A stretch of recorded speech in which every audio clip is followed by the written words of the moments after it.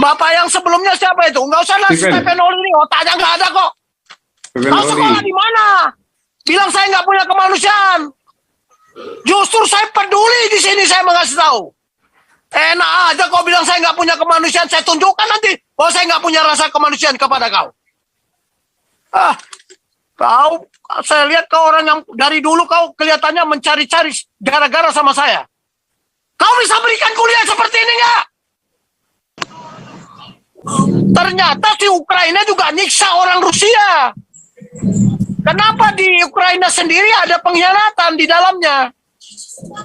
Itulah, jangan bilang hanya bela-bela si tanggang. Ya karena dia kawin sama orang Ukraina. Kalau dia kawin sama Rusia, omongnya lain-lain. Jadi jangan bawa pribadi lah kemari, kawan. Ini membacanya ini harus luas. Dari apa? Dari doktrin dan strategi.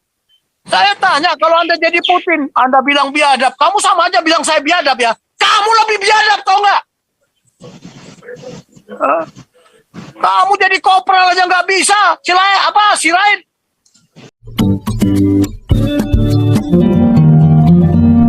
Silakan Pak Ilham, singkat aja Pak. Baik, terima kasih. Terima kasih Pak Jenderal Tobing yang begitu sudah memaparkan dengan begitu jelas mengenai doktrin-doktrin strategi di dalam peperangan. Tadi Bapak menyebutkan bahwa ada kemungkinan 50%, 50-50 bisa terjadi perang dunia ketiga. Itu pun saya secara pribadi sebagai orang awam meyakini kemungkinan besar bisa menjadi perang dunia yang ketiga. Itu yang pertama. Terus kedua Pak Jenderal, apakah ini tanda-tanda akhir zaman akan kedatangan Tuhan Yesus Kristus? Lalu yang ketiga, hampir seluruh dunia, terutama di negara kita Indonesia ini, sudah begitu parahnya akhlak, moral, baik hukum, sosial, politik, serta budaya sudah sangat-sangat kacau balau oleh karena keserakahan tadi. Lalu yang keempat, Pak Jenderal, nyaris seluruh kebijakan politik negara manapun di dunia penuh dengan keserakahan dan kesombongan. Hanya mementingkan kelompoknya sendiri atau partai-partai politiknya. Pertanyaan terakhir saya Pak Jenderal, tolong dijawab. Jadi kita sebagai umat manusia di dunia ini, terlebih umat Tuhan yang mempercayainya, Yesus Kristus adalah Hakim Agung pada akhir zaman, sebaiknya kita sebagai manusia yang seutuhnya ini harus bersikap bagaimana melihat persoalan peperangan antara Rusia dan Ukraina ini. Berdemikian Pak Jenderal, mohon pencerahannya. Terima kasih. Pak Junius, kita lanjut dulu sama yang lain apa? Siapa tahu mungkin ada pertanyaan yang sama kan? Dua orang lagi ya. Dari sekali menjawab begitu. Oke. Baik, Pak Stephen Holy ya, silakan. Habis itu nanti dilanjut oleh kebodohan A_H. Silakan Pak Stephen Holy. Singkat aja Pak, karena banyak yang teman juga bertanya ini ya. Ya, jadi batasannya ruang lingkupnya doktrin dan strategi ya. Kalau nanti ada pertanyaan di luar itu, normatif jawabannya nanti Pak Tobing memberi jawaban lah. Pasti dijawab. Silakan Pak Stephen. Pak Stephen, polisi Sirait. Halo. Oh, halo, shalom. Shalom, baik. Shalom, Pak. Ya, ini ngomongin soal strategi, Pak ya. Iya, doktrin dan strategi ruang lingkupnya ya. Ya, ini Pak, saya tadi ini saya sebenarnya sedih kalau mendengar ada orang Indonesia yang dukung Putin, itu sedih banget ya. Di sana ada saudara kita Beni Sitanggang. Saya ceritakan sedikit Pak ya, biarkan saya bercerita sedikit. Beni Sitanggang yang menikah dengan orang Ukraina. Dia adalah seorang YouTuber yang merekam videonya sehari-hari bersama keluarganya, bersama anaknya, bersama mertuanya, bersama teman-temannya di Ukraina. Nah, kalau saya melihat di Instagram dia, banyak sekali orang Indonesia yang komen di kolom komentar Instagramnya dengan kata URA. Bayangkan. Dia tinggal di Ukraina, si Beni Sitanggang. Terus ada orang Indonesia komen di Instagramnya dengan kata URA, gitu kan. Istrinya sedang hamil besar. Terus terjadi peperangan di negaranya. Terus ada orang Indonesia dengan egoisnya berkata URA, gitu. Itu otaknya di mana, begitu kan? Otaknya di mana, gitu. Sedangkan orang Rusia saja sekarang sedang demo besar-besaran di Saint Petersburg untuk memprotes Putin. Bagaimana logikanya? Logikanya ini bukan masalah Western atau Rusia lagi ya, bukan masalah NATO. Ini dari sejarah juga, Ukraina itu sudah ada dari dahulu, bukan dari Uni Soviet. Cuman politiknya berubah-ubah, sejarahnya berubah-ubah. Ada pemberontakan, ada pengkhianatan, sehingga terjadi Ukraina versi versi sosialis dan versi Republik Ukraina. Jadi jangan dibilang kemerdekaan Ukraina itu diberikan oleh Uni Soviet. Itu salah. Tanya dulu dong orang Ukrainanya. Itu kan dia karena belajar dari sejarahnya Uni Soviet, sejarahnya Rusia dia itu belajar. Tanya dulu dong orang Ukrainanya. Jangan melihat dari satu pandangan. Jangan karena profesinya sama dengan Putin, dia jadi melihatnya itu ini. Itu saja sih Pak. Saya geli kalau melihat ada orang yang dukung Putin gitu Pak. Kemanusiaannya menurut saya sudah hilang. Itu, terima kasih. Oke, lanjut Pak kebodohan ya. Bentar, saya jawab dulu. Oke, ya dua dulu ya Pak. Sebentar kebodohan sebentar ya. Lanjut Pak Jenderal. Jadi begini, kau sudah memojokkan saya nggak punya rasa kemanusiaan. Lah, karena dia istrinya orang Ukraina. Kalau istrinya orang Rusia, dia ngomong seperti itu. Kamu jangan bilang saya nggak punya kemanusiaan. Justru kamu yang nggak punya kemanusiaan. Jangan kau bilang, wah itu sama aja kau mengeluarkan statement bahwa Jenderal Tobing ini, si Junior Tobing ini tidak punya kemanusiaan. Bukankah begitu logikanya? Aduh, kamu ini untung nggak di Jakarta ini. Kalau di Jakarta saya benam kau. Ya, karena kau bilang saya nggak punya kemanusiaan. Saya kan bilang dari segi aspek doktrin sama strategi, bukan karena si Tanggang itu kawin sama Ukraina. Kalau Uni Soviet nggak pecah, kira-kira Ukraina merdeka nggak? Merdeka. Udah, tadi Bapak yang sebelumnya siapa itu? Nggak usah lah, Stephen Oli ini otaknya nggak ada kok. Kau sekolah di mana? Bilang saya nggak punya kemanusiaan. Justru saya peduli di sini, saya mengasih tahu. Enak aja kau bilang saya nggak punya kemanusiaan, saya tunjukkan nanti bahwa saya nggak punya rasa kemanusiaan kepada kau. Kau, saya lihat kau orang yang dari dulu kau kelihatannya mencari-cari gara-gara sama saya. Kau bisa berikan kuliah seperti ini nggak? Kau Batak paling bodoh kuliah di negara ini. Oke, sekarang itu satu. Yang kedua tadi bertanya, apakah ini tanda-tanda akhir zaman?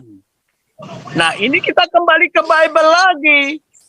Oke lah, mungkin ada kaitannya, iya. Tuhan kan sudah bilang, nanti waspadalah, nanti ada masanya bangsa melawan bangsa, kerajaan melawan kerajaan.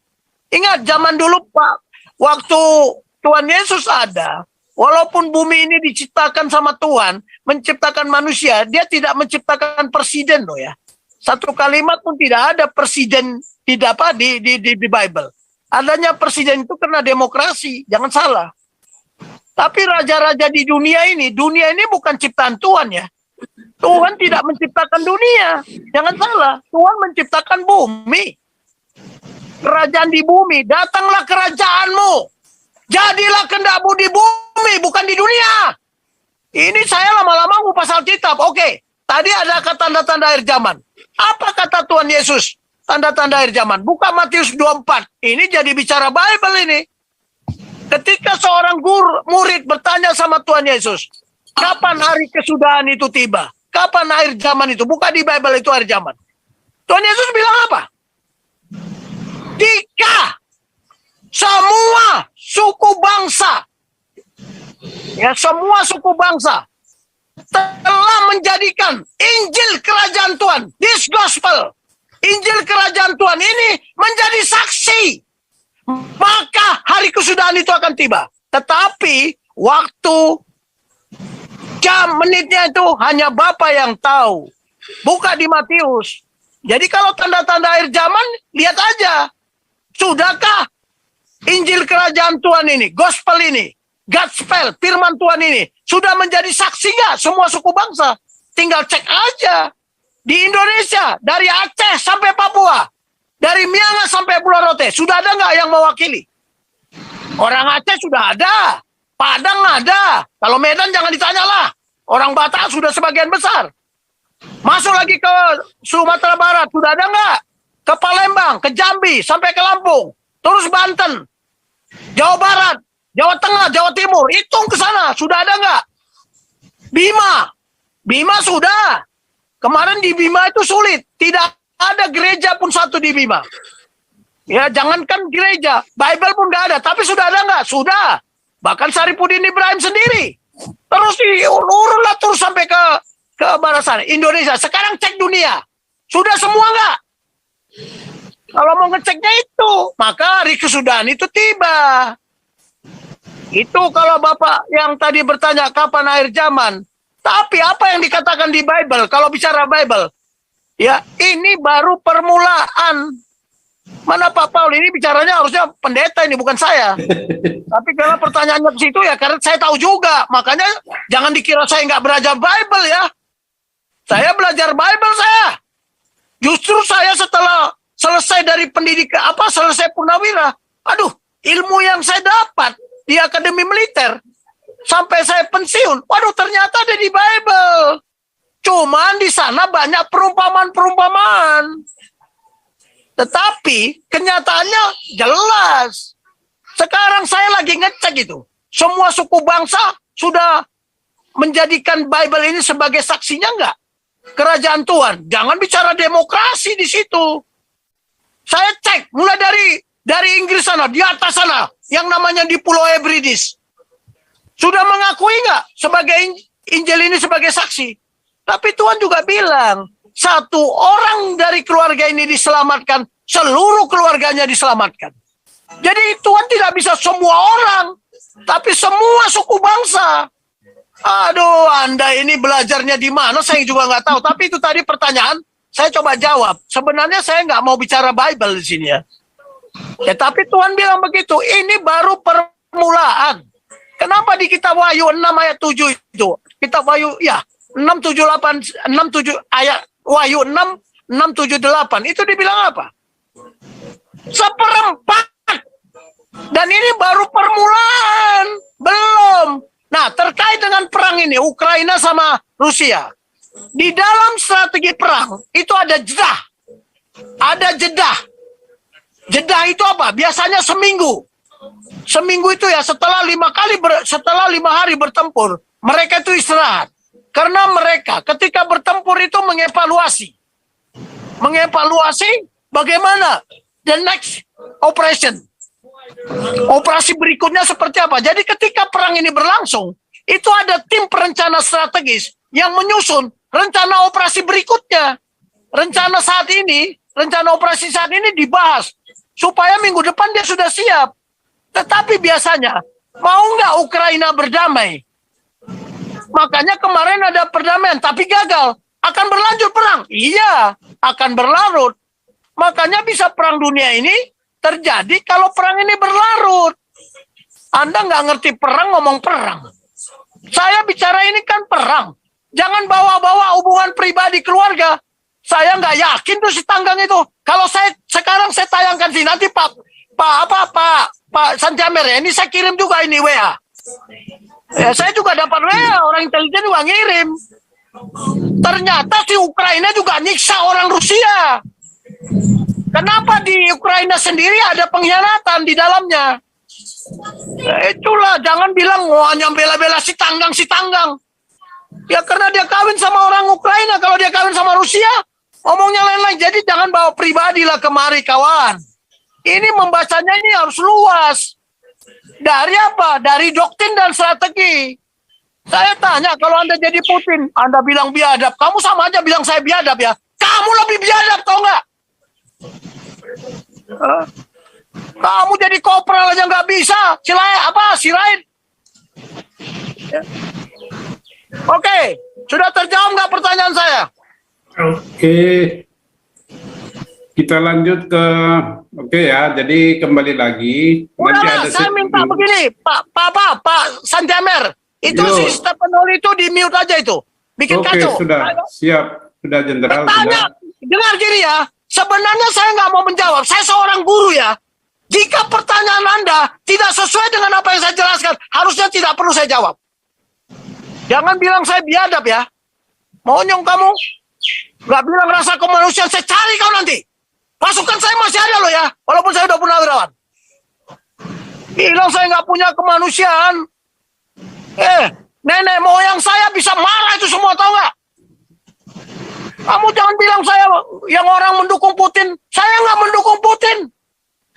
Saya akan bicara perang ini seperti apa, analisa saya. Analisalah sama kau. Gombal ini si Stepanol ini udah berapa kali saya lihat ini. Ya, hati-hati kau, nanti saya cari kau. Ya, karena kau termasuk pengkhianat juga kau. Kau bela Ukraina, kenapa apa yang kau bela? Sekarang saya tanya, kau bisa merdeka kalau nggak Rusia dukung kau, nggak akan merdeka kita ya. Indonesia kalau nggak didukung Rusia nggak merdeka. Tahu nggak ada sejarahnya? Kalau nggak ada Rusia, kita dulu Uni Soviet, kita nggak merdeka, tahu nggak? Di negara kita yang miskin ini, dia kirim semua senjatanya yang canggih-canggih untuk menghadapi apa? Menghadapi Belanda dengan sekutunya. Tahu nggak ada sejarah? Kamu masih mungkin belum ada di dunia, kamu nggak ngerti. Pelajari sejarah, itu baru kau punya intelek. Coba dulu waktu perang kemerdekaan, siapa yang ngirim senjata? Kapal Irian, dari mana? Dari Rusia. Semua pesawat tempur kita dari Rusia. Senjata-senjata meriam dari Rusia. Di saat kita miskin. Sekarang kau bela-bela Ukraina. Apa yang kau bela dari Ukraina? Ukraina nggak pernah bela kita. Hati-hati, kau jangan bicara pribadi di sini. Ngawur lagi kau. Mana si Tanggang itu suruh ngomong sama saya? Ingat ya, silakan tanya, silakan jawab sesuai dengan apa yang saya jelaskan. Jangan keluar dari sini. Sebenarnya saya nggak mau jawab, kamu tahu nggak? Di dalam keguruan kami, kalau pertanyaan tidak ada kaitannya dengan apa yang dijelaskan, tidak usah dijawab. Ya, tapi kalau ada pertanyaan yang ada kaitannya, oke. Seperti tadi lah, saya udah bilang jangan bicara Bible. Kalau mau bicara Bible, tanya Pak Paula. Saya bicara doktrin sama strategi perang. Sekarang Indonesia dulu waktu menginvasi Timur Timur, kenapa kamu nggak komentar? Berapa orang Timur Timur mati? Itu namanya perang. Tidak ada negara. Kalau nggak mau perang, negara jangan ada militernya lah. Udah ya. Ya, kita lanjut ya Pak Jenderal. Jadi kembali lagi ya, ini bukan masalah pro dan kontra ini ya, bukan masalah pro dan kontra, tapi menganalisa dari perspektif doktrin dan strategi. Jadi ini objektif netral saja. Kalau kebetulan menyebut nama karena memang pelakunya bukan berarti pro ya. Jadi hanya dari perspektif doktrin dan strategi. Kan mulai dari why ya, mulai dari why sampai dengan kenapa gitu. Jadi itu adalah 5WH. Jadi menjawab itu semua, maka dikemukakanlah doktrin dan dijelaskan dalam kerangka doktrin dan strategi. Kalau menyebut orang ya otomatis lah, tapi kalau menyebut orang bukan berarti pro atau kontra. Ya, jadi jangan ada ad hominem di sini. Ad hominem itu adalah penyesatan ya, jangan ada ad hominem, itu tidak baik. Misalnya tadi dibenturkan itu ada saya baca di chat dibenturkan antara Prabowo dengan Pak Jokowi, disebut si tukang kayu dengan TNI. Nah, ini namanya ad hominem ini. Jangan dibentur-benturkan. Kemudian begini Pak Sanjamer, apa hubungannya dengan penjelasan saya? Ya, jadi nggak boleh ya. Itu menyesatkan, itu tidak boleh kita di sini. Kita juga harus mulai belajar. Ya, memberi komentar, bertanya, belajar. setidak-tidaknya kita objektif ya, jangan ada ad hominem. Ad hominem itu adalah mengalihkan substansi pembicaraan kepada pribadi orang per orang dan menjelekkan orang tersebut. Itu namanya ad hominem. Ya, itu kita harus menghindari itu. Ada juga penyesatan-penyesatan lain. Jadi kita secara tidak sadar jangan mengalihkan substansi pembicaraan atau pembahasan dengan menyerang pribadi si orang lain. Itu tidak boleh ya. Kita harus objektif. Pak Santiamer. Iya, Pak. Saya mohon maaf ya. Kalau saya ceramah di Jum-Jum yang lain, itu Stephen Hawking nggak usah dimasukkan ya. Bikin saya marah. Oke. Ya, baik, kemudian ya, jadi, itu siapa yang nggak suka sama saya di mute aja itu, biar suruh monitor aja dia. Suruh dia ngomong di sini. Suruh dia bikin ceramah. Konyol dia, saya menyiapkan bahan ini bukan 1 hari 2 hari loh ya. Iya. Saya tahu persis itu ya, menyiapkan bahan ini, dan Pak Tobing itu dibantu oleh seseorang dan dia harus bayar itu, orang itu bukan gratis ya. Saya tahu persis. Jadi mari kita menghargai upaya orang dan tujuannya adalah untuk mencerdaskan kita. Saya katakan, ini pelajaran ini bukan di level kita sebenarnya, ini di level SESCO dan institusi-institusi ketenteraan level tinggi. Tapi kita bersyukur ini. Kita bersyukur, kita mendapat pengetahuan loh. Dan ini gratis loh ya. Kalau di tempat lain ini, waduh, kita nggak bisa bayar. Oke, ya kita berterima kasih lah ke Pak Tobing, Jenderal. Memang gayanya begitu. Kita doakan beliau sehat walafiat. Si Adam Smith itu coba, si Adam Smith itu. Ya. Itu buyurkan aja itu. Katanya Putin kayak Hitler. Ya. Jangan ada.